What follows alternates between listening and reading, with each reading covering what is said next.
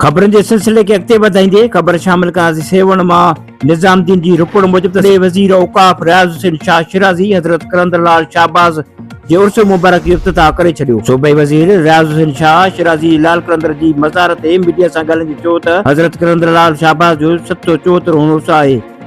हिन चयो त अल्लाह पाक करंदलाल शाहबाज़ जे सदके असां ते रहम फरमाए ऐं मुल्क में ख़ुशहाली आणे। सैयद रियाज़ हुसैन शाह शिराज़ी चयो त सिंध पीरनि फ़क़ीरनि ओलाइण जी धरती आहे। हिन चयो त मज़ार ते चादर ते आहे उर्स जो इफ़्तिताह कयो आहे। दुआ कई आहे त अल्लाह पाक मुल्क ते रहम फरमाए। सूबाई वज़ीर चयो त पाकिस्तान में सभ खां वॾी इज्तिमा करंदलाल शाहबाज़ जे उर्स ते थींदो आहे। हिन मूजिब गुज़िरियल साल 8 लख ज़ाइरीन सेवण आया हुआ, जॾहिं त हिन भेरे लॻभॻि 30 लख ज़ाइरीन सेवण पहुता आहिनि। रियाज़ हुसैन शाह चयो त ज़ाइरीन लाइ हर मुल्कनि सहूलियत मुहैया करण जी कोशिश कई पई वञे। हिन वधीक चयो त तरक़ियाती कम जारी आहिनि, वधीक कम जी ज़रूरत आहे ऐं नई ADP में मुख़्तलिफ़ स्कीमूं शामिल आहिनि। रियाज़ हुसैन शाह इस्लामाबाद में थियल दहशतगर्दी वाक़े जी मज़म्मत कई। हिन चयो त हुकूमत पाकिस्तान दहशतगर्दी ख़िलाफ़ कार्रवाई करे रही आहे। रियाज़ हुसैन शाह चयो त मोहतरमा बेनज़ीर भुट्टो जी शहादत बि दहशतगर्दी जे करे थी। हिन वधीक चयो त पाक फौज ऐं हुकूमत दहशतगर्दी जे ख़ात्मे लाइ सरगर्म आहे ऐं दहशतगर्दी जी जड़ ख़त्म कयो वेंदो।